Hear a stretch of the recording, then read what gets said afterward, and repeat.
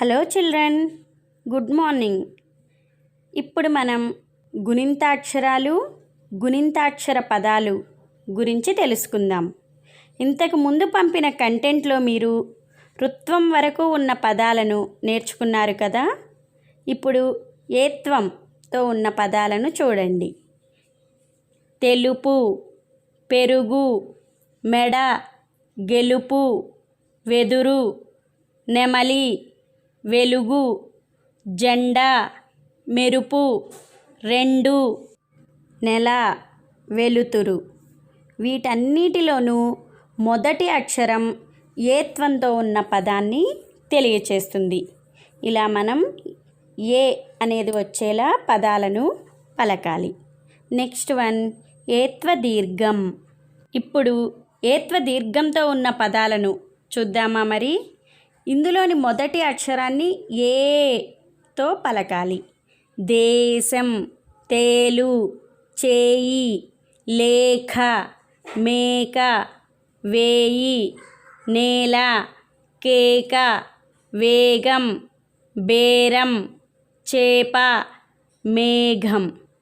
వీటన్నిటిలోని మొదటి అక్షరం ఏత్వంతో వస్తుంది. ఇలా పలుకుతూ రాయాలన్నమాట. మరి నెక్స్ట్ది ఐత్వం. ఐత్వంతో పదాలను చూడండి. ఈ పదాలలోని మొదటి అక్షరం ఐత్వం ధ్వని వచ్చేలా పలకాలన్నమాట. పదాలు చూడండి. దైవం, చైనా, పైరు, నైలు, సైకిలు, బైబులు, రైతు, లైటు, జైలు, పైసలు, గైడు, మైనా. ఇవన్నీ కూడా ఐత్వంతో ఉన్న పదాలు. తరువాతది ఓత్వం.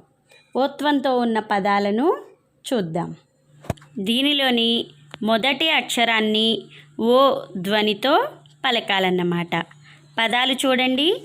గొడుగు, మొసలి, దొంగ, కొండ, గొలుసు, కొంగ, కొడుకు, పొడవు, మొలక, తొండము, చొర, దొర. ఇవన్నీ ఓత్వంతో ఉన్న పదాలు. ఓ ధ్వని వచ్చేలాగా వీటిని పలుకుతూ రాయాలి. మరి తర్వాతది ఓత్వ దీర్ఘం. ఈ పదాలను ఎలా పలకాలో చూద్దామా మరి. గోవు, జోరు, రోలు, కోతి, గోడ, కోయిల, తోట, నోరు, దోమ, పోరు, కోడి, గోపురం. వీటన్నింటిలోనూ మొదటి అక్షరం ఓత్వ దీర్ఘంతో పలికే పదాలు.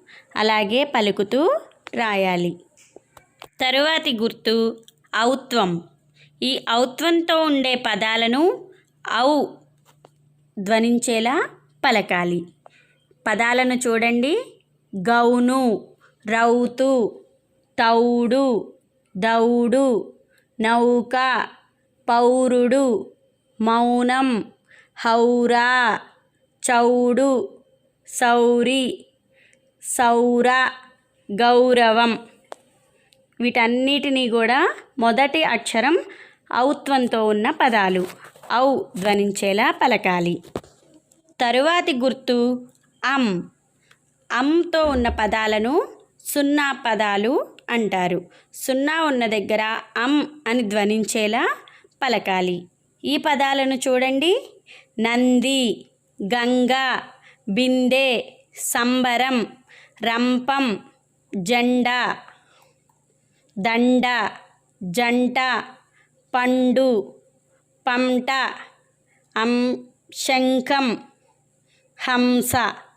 వీటన్నిటిలో కూడా సున్నా దగ్గర అం అనే ధ్వని వస్తుంది. తరువాతి గుర్తు అహ. దీనిని విసర్గ పదాలు అని అంటారు.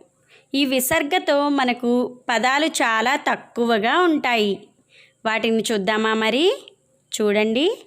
దుఃఖము, అంతఃపురం, నమః శివాయ, తపఃఫలము, ఉషఃకాలము మొదలైన పదాలు విసర్గతో ఉన్న పదాలు.